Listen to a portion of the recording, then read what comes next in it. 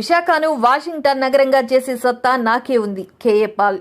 విశాఖను వాషింగ్టన్ నగరంగా అభివృద్ధి చేసే సత్తా తనకు మాత్రమే ఉందని ప్రజాశాంతి పార్టీ అధ్యక్షులు డాక్టర్ కేఏ పాల్ అన్నారు. గురువారం ఆయన మీడియాతో మాట్లాడారు. ప్రజలకు జగన్, చంద్రబాబు కావాలా, కేఏ పాల్ కావాలో తేల్చుకోవాలన్నారు. మోదీ బానిసలు కాకుండా తెలుగు ప్రజలు సత్తా చూపించాలన్నారు. ప్రజాశాంతి పార్టీ అధికారంలోకి వస్తే ప్రజల కన్నీరు తుడుస్తామన్నారు. తన పేరున లక్ష కూడా ఆస్తి లేదని స్పష్టం చేశారు. విశాఖపట్నం పార్లమెంటు అభ్యర్థిగా నామినేషన్ ప్రజాశాంతి పార్టీ తరఫున వేశాను. నాకంటే ముందు ఒకే ఇండిపెండెంట్ లోక్సత్తాలో ఉండి ఇండిపెండెంట్గా వేసిన ఆయన, సార్ మీరు నామినేషన్ వేస్తున్నారా, నేను విత్డ్రా చేసుకుంటాను, మీకు మద్దతు ఇస్తానని చెప్పడం, వారి అసిస్టెంట్ పేరు మొహంతి గారు కూడా నిలబడ్డం వారి అసిస్టెంటే. ఇది విశాఖ ప్రజలు కోరుకుంటున్నది, రాష్ట్ర దేశ ప్రజలు కోరుకుంటున్నది. ఇప్పుడు నా శిష్యురాలైన బొత్స ఝాన్సీని, అలాగే అంటే నేను బ్లెస్సింగ్స్ ఇచ్చాను కనుక ఒకప్పుడు, ఇప్పుడు నాకు అపోనెంట్గా మీరెందుకు నామినేషన్ వేయాలి? విశాఖని వాషింగ్టన్ డీసీ చేసే సత్తా నా ఒక్కడికే ఉంది కదా. విశాఖలో 8 లక్షల నిరుద్యోగులకు ఉద్యోగాలు ఇచ్చిన సత్తా నా ఒక్కడికే ఉంది కదా. ఉచిత విద్య, వైద్యం ఇచ్చిన సత్తా నా ఒక్కడికే ఉంది కదా. టీడీపీ, వైసీపీ, కాంగ్రెస్, బీజేపీ 33,000 ఎకరాల్లో 18,000 ఎకరాల స్టీల్ ప్లాంట్ని అమ్మేస్తే దాన్ని అమ్మకుండా మార్చి 14 ఏప్రిల్ 4న కోర్టులో ఆర్డర్ తీసుకొచ్చి, ఇదిగోండి నా డొనేషన్ 8,000 కోట్లు తీసుకోండి అని కోర్టే దాన్ని గవర్నమెంట్ ఆఫ్ ఇండియాకి స్టీల్ ప్లాంట్కి అనుమతి ఇచ్చింది కదా. మరి ఇంకెందుకు అనుమానం? అందుకనే గాజువాకలో ఎమ్మెల్యే అభ్యర్థిగా ఆ మంచి కొండ గుర్తుకే మీ ఓటేసుకోండి, నేను పోటీ చేస్తున్నాను. ఈరోజు సపరేట్ అకౌంట్ లేదు గనక ఎల్లుట నామినేషన్ వేయమని అన్నారు, లేదా 25 లోపుని. కనుక ఆంధ్రుల్ని ఈ ప్రశ్న అడుగుతున్నాను. 13 లక్షల కోట్లు అప్పు చేసి వడ్డీ కట్టలేని వైఎస్ఆర్సీపీ, టీడీపీ పార్టీలకి మీరు ఓటేస్తారా?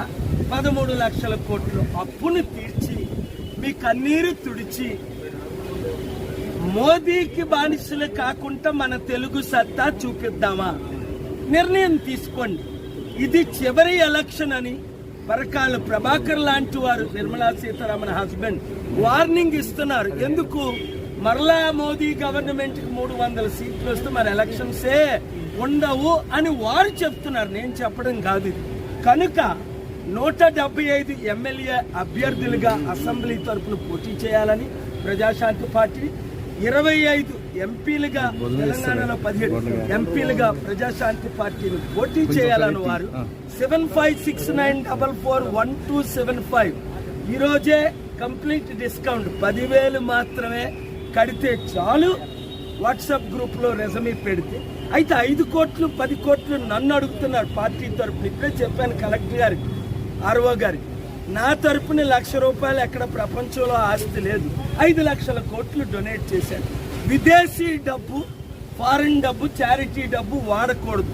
మీరు 20 లక్షలు 40 లక్షలు ఎమ్మెల్యేగా, 50 లక్షలు 95 లక్షలుగా ఎంపీగా పోటీ చేస్తే గెలుపు గ్యారంటీ. 10లో 5 ఓట్లు 6 ఓట్లు ఉన్నాయని మీ అన్ని ఛానల్ సర్వే చూపించేసింది. మీరు కూడా సర్వే చేసుకోండి. జగన్మోహన్ రెడ్డి గారు కావాలా, చంద్రబాబు నాయుడు గారు కావాలా, కేఏ పాల్? చంద్రబాబు నాయుడు, పవన్ కళ్యాణ్ ఇద్దరు మీరు చెప్పాలా? మీకు చేతకానిది, నువ్వు 14 సంవత్సరాల్లో నువ్వు చేయలేనిది, నీకు చేతకానిది 5 సంవత్సరాల అంటే 4 సంవత్సరాల 10 నెలల కాలంలోనే ప్రభుత్వం అంటే ఎట్లా ఉండాలా, ముఖ్యమంత్రి అంటే ఎట్లా ఉండాలా? ముఖ్యమంత్రి అంటే ఎక్కడో ఉంటాం కాదు, మా ఇంట్లో ముఖ్యమంత్రి ఉన్నాడు. మా జగనన్న మా అన్నయ్య, జగనన్న మా తమ్ముడు, జగన్ మా బిడ్డ, మా పెద్ద కొడుకు.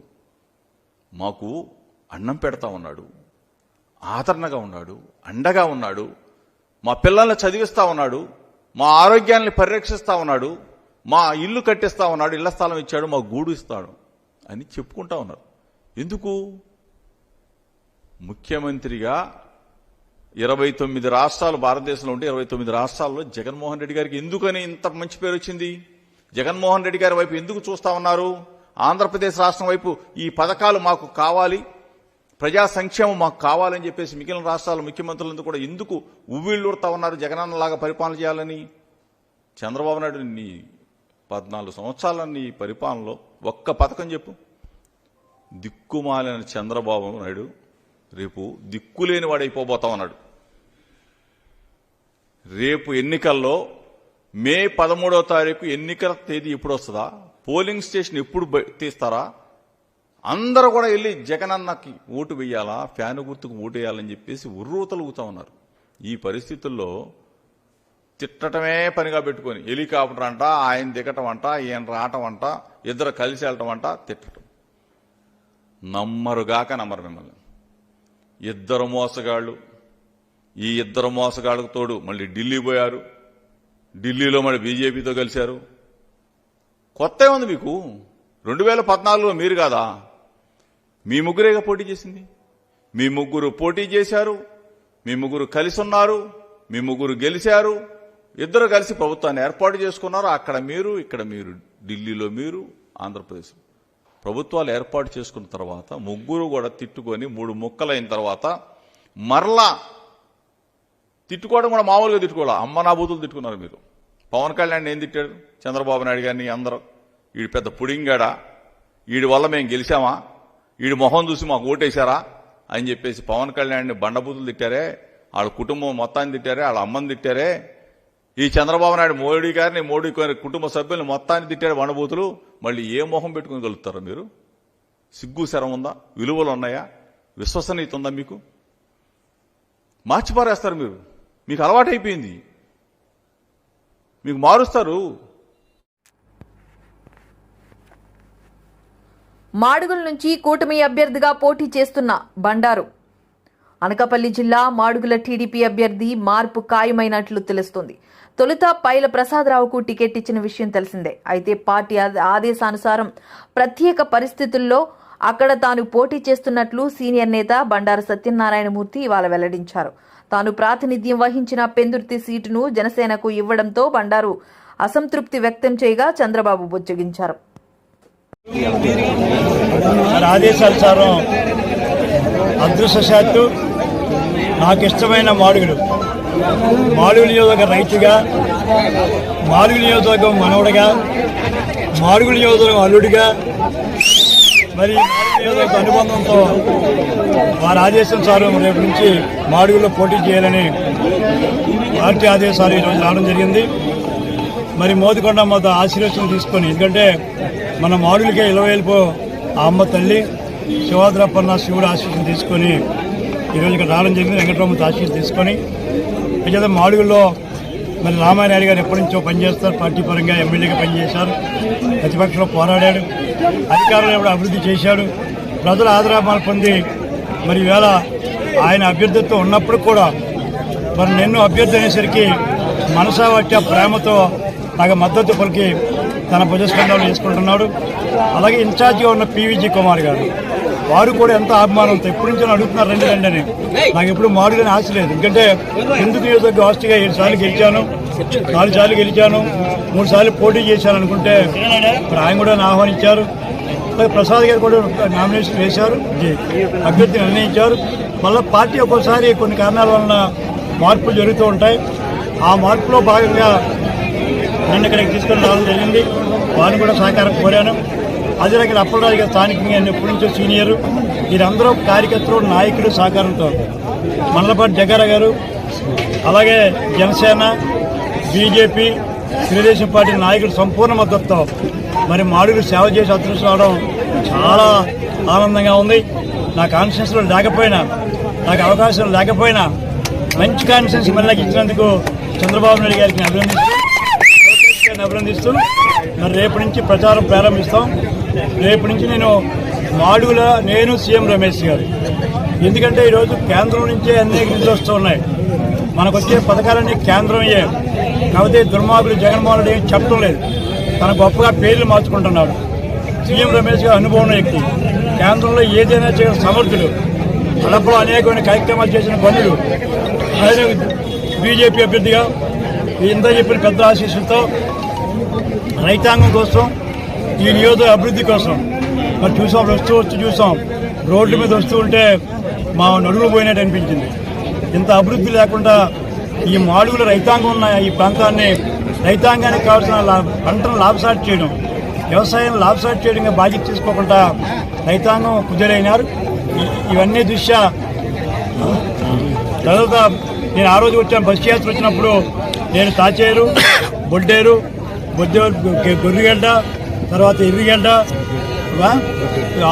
విసగడ్డ, తర్వాత ఇవన్నీ నాకు తెలుసు, విజిట్ చేశాను మినిస్టర్గా. ఆ కింద లోపల ఒక రిజర్వాయర్ ఉంది, గొర్రెగడ్డ, ఇవన్నీ చూశాను. నాకు అనుభవం ఉంది. రైవాడ కూడా నేను చెప్తాను మీటింగ్లో, రైవాడ ఆధునీకరణ డబ్బులు లేకుండా శంకుస్థాపన చేశారు. మైండ్ ఇరిగేషన్లో డబ్బులే లేవు, పనులు ప్రదర్శించారు.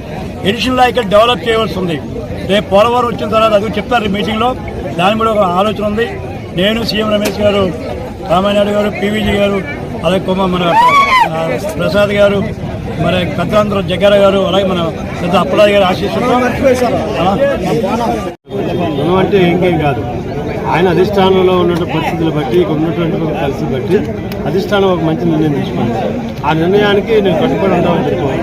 కాకపోతే కొన్ని సందర్భాల్లో కొన్ని విషయాల్లో కొన్ని ఏకీభించలేకపోయాయి. ఆ ఏకీభించలేకపోవడంతో ఈరోజు కొన్ని ఇబ్బందులు ఎదుర్కొన్నాం.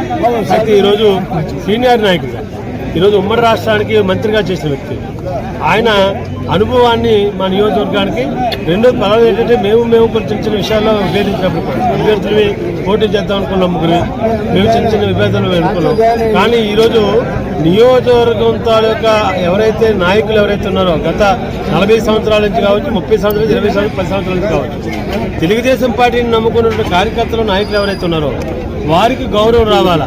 గౌరవం రావాలంటే తెలుగుదేశం పార్టీ ఇక్కడ మాడుగుల గెలవాలా. గెలిస్తేనే వాళ్ళకి గౌరవాలు వస్తాయి, వాళ్ళకి ఈరోజు అభివృద్ధిని చూపిస్తాయి. తెలుగుదేశం పార్టీలో ఉన్నటువంటి అందరూ కూడా నీతిని, నిజాయితీని, ధర్మాన్ని కాపాడుకున్నటువంటి నాయకులే, కార్యకర్తలు తప్ప మరి ధర్మానికి తప్పయి అధర్మాన్ని తెలుసుకునే వ్యక్తులు కాదు. అందుకనే నేను కూడా ఒకటి అనుకున్నాం, రాజకీయాల్లోకి వచ్చినప్పుడు నీతిగా ఉండాలా, నిజాయితీగా ఉండాలా, దాన్ని కాపాడుకుంటూ వచ్చాం. 15 సంవత్సరాలకు అవకాశం ఇచ్చింది. 3 సార్లు తెలుగుదేశం పార్టీ ఎమ్మెల్యేగా పోటీ చేసే అవకాశం వచ్చింది, ఒకసారి గెలిచాను.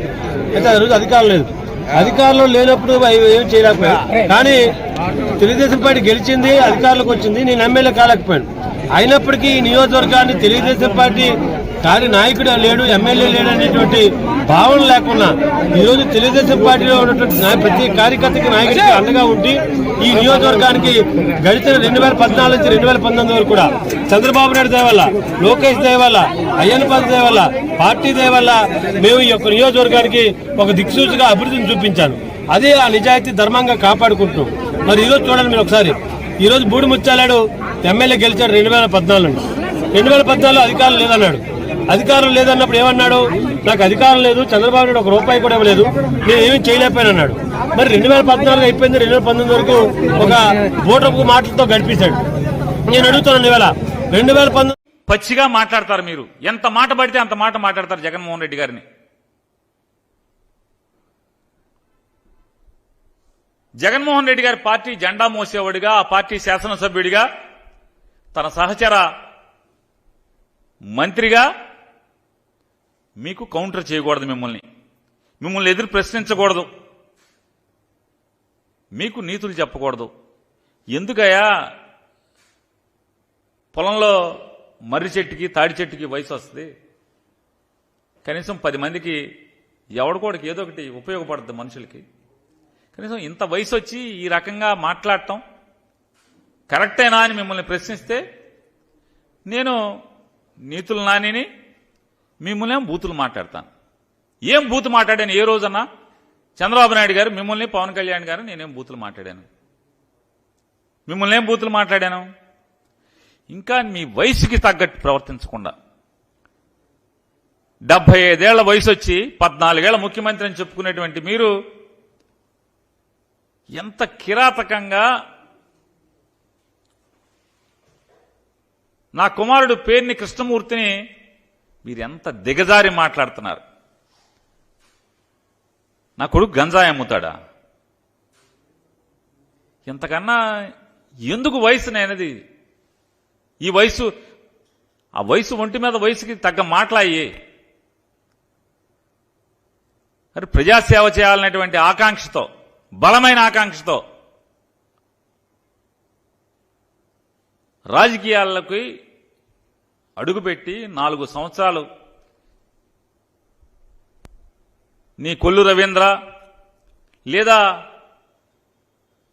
నీ పార్టీ నాయకులందరూ కూడా ఇళ్లల్లో పడుకుని, మీతో సహా అందరూ ఇళ్లల్లో పడుకుంటే అతను కరోనాలో ప్రాణాలకు తెగించి ఐసీయూ వార్డులో కూడా బందర్లో కరోనా బారిన పడినటువంటి ఏ పేషెంట్ని అడిగినా కూడా పేర్ని కృష్ణమూర్తి సేవల గురించి ఈ రోజు కూడా మాట్లాడతారు. డాక్టర్లతో సమానంగా లోపల వార్డులో ప్రాణాలకు తెగించి తిరిగాడు. బెడ్లు కావాలంటే బెడ్లు అందించడం, ఎప్పుడు 24 గంటలు అదే పనిలో ఉంటే నూనూగు మేసాలటువంటి నవ యువకుడు మొదటిసారి రాజకీయాల్లో పోటీ చేస్తుంటే ప్రజలు గుర్తిస్తే 75 ఏళ్ళు వయసు వచ్చినటువంటి చంద్రబాబు నాయుడు ఇంత పాపం మాటలు మాట్లాడుతున్నాం. ఇంజనీరింగ్ చదువుకుని ప్రజలకు ఏదో ఒకటి చేయాలి, నా ఊరికి ఏదో ఒకటి చేయాలని చెప్పేటువంటి ఆకాంక్షతో మేము చెప్పాం. ఇట్లాంటి దుర్మార్గులు ఉంటారా బాబు? చంద్రబాబు లాంటి ఆయన పార్టీలో మసిలేటువంటి దుర్మార్గులు చాలా మంది ఉంటారు. అవసరమా ఈ జీవితం మనకి? చెప్పినా కూడా ఎవరో చంద్రబాబు లాంటో లేకపోతే కొల్లు రవీంద్ర లాంటో పాపభీతి లేనటువంటి దుర్మార్గులు ఉన్నంత మాత్రాన వాళ్లకు దడిచిన ప్రజాసేవ మానుకుంటానా అని చెప్పి అతను తిరుగుతున్నాడు. వైసీపీ వస్తే విశాఖ రాజధాని అవుతుంది అవంతి. రానున్న ఎన్నికల్లో వైసీపీని గెలిపిస్తే విశాఖపట్నం పరిపాలన రాజధానిగా ఏర్పడుతుందని ఎమ్మెల్యే అవంతి శ్రీనివాసరావు అన్నారు. గురువారం మధురవాడలో ఆయన ఎన్నికల ప్రచారం చేశారు. విశాఖ రాజధాని అయితే భీమిలి నియోజకవర్గానికి మహర్దశ పడుతుందన్నారు. ఈ ప్రాంతంలో అనేక కేంద్ర రాష్ట్ర ప్రభుత్వ సంస్థలు ఏర్పడతాయన్నారు. తద్వారా ఉద్యోగం, ఉపాధి అవకాశాలు మెరుగుపడతాయన్నారు. పొరపాటు చేయకుండా వైసీపీనే గెలిపించాలని కోరారు. ఈరోజు ఎన్నికల ప్రచారంలో భాగంగా భీమిలి నియోజకవర్గం మధురవాడలో ఈ ఆర్టీసీ కాలనీ లో ప్రచారం చేయడం జరుగుతుంది.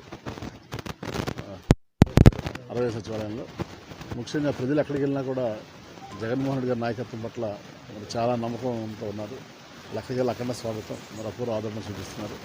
తప్పనిసరిగా వారి ఆదరణతోటి గతంలో కంటే ఎక్కువ సీట్లు గెలుచుకుని మరి జగన్మోహన్ రెడ్డి గారు ముఖ్యమంత్రి అవుతారని తెలియజేసుకుంటూ, అలా భీమిలిలో కూడా మరి అత్యధిక మేడతో గెలిచి వారి బహుమతికి ఇస్తాం జగన్ గారిని తెలియజేసుకుంటూ. ఎందుకంటే ఇవాళ వాళ్ళు ఎన్ని పార్టీలు కూటమి పెట్టినా, ఎన్ని జిమ్మికలు చేసినా, ఎన్ని మతలబులు చేసినా ప్రజలు మాత్రం జగన్ గారి కొట్టడానికి సిద్ధంగా ఉన్నారు. మరి 2700 కోట్లతోటి సంక్షేమ అభివృద్ధి కార్యక్రమాలు చేయడం జరిగింది భీమిలి చేసినారు. సో ఇప్పుడు ఇక్కడ పోటీ చేసే అభ్యర్థి ఇప్పుడు జస్ట్ రీసెంట్గా ఒక 4 రోజుల క్రితం వచ్చాడు. ఇవాళ నామినేషన్ వేసి 4 రోజులు ఎమ్మెల్యే అయిపోదాం అనుకుంటున్నాడు.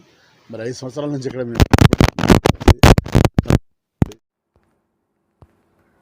రాష్ట్రాన్ని అధోగతి పాలు చేసిన జగన్ రెడ్డి 7.50 లక్షల కోట్లు అప్పు చేసి రాష్ట్రాన్ని అధోగతి పాలు చేసినట్లు విశాఖ జిల్లా టీడీపీ అధ్యక్షుడు గండి బాబ్జీ విమర్శించారు. గురువారం విశాఖ నగర పార్టీ కార్యాలయంలో ఆయన మాట్లాడుతూ చేసిన అప్పులపై నెలకు 25,000 కోట్లు వడ్డీలు కట్టాల్సిన పరిస్థితి ఏర్పడిందన్నారు. రాష్ట్రంలో రోడ్ల పరిస్థితి దారుణంగా ఉందన్నారు. టీడీపీ అధికారంలోకి వచ్చిన తర్వాత 25,000 కిలోమీటర్ల రోడ్లు వేయాల్సి ఉంటుందన్నారు.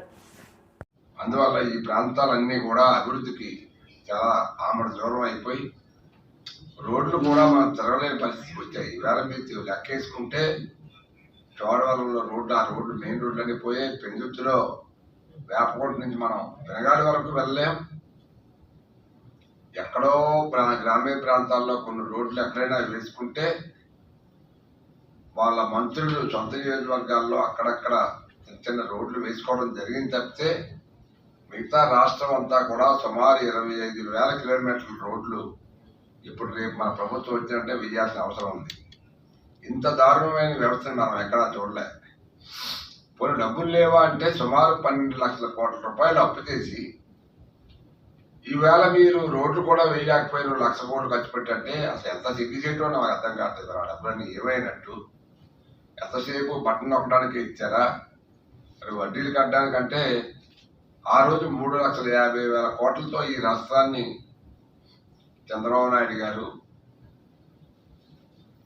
ఈ ముఖ్యమంత్రికి అప్పచెప్తే జగన్ అనేవాడికి మరి ఆయన సుమారు 7.5 లక్షల కోట్లు మళ్ళీ 8 లక్షల కోట్లు అప్పు చేసి ఈ రాష్ట్రాన్ని అధోగతి పాలు చేసి నెలకి సుమారు 25,000 రూపాయలు వడ్డీ కట్టే 25,000 కోట్ల రూపాయలు వడ్డీ కట్టే పరిస్థితి తీసుకొచ్చారు. సో ఇంత దారుణమైన పరిస్థితులు ఉన్నాయి. విశాఖలో ఈవేళ ఎన్నో భూములు అమ్మి మొత్తం ఈ గవర్నమెంట్కి కావాల్సిన బటన్ నొక్కడానికి కావాల్సిన డబ్బుని ఈ భూముల ద్వారా సంపాదించడమే కాకుండా వాళ్ళ టీము సొంతంగా మరి ఎక్కడ లేని భూముల్ని సొంతం చేసుకొని లెక్కేసుకుంటే రుచికొండ దగ్గర నుంచి వాళ్ళ గెస్ట్ హౌస్ కట్టుకున్న దగ్గర నుంచి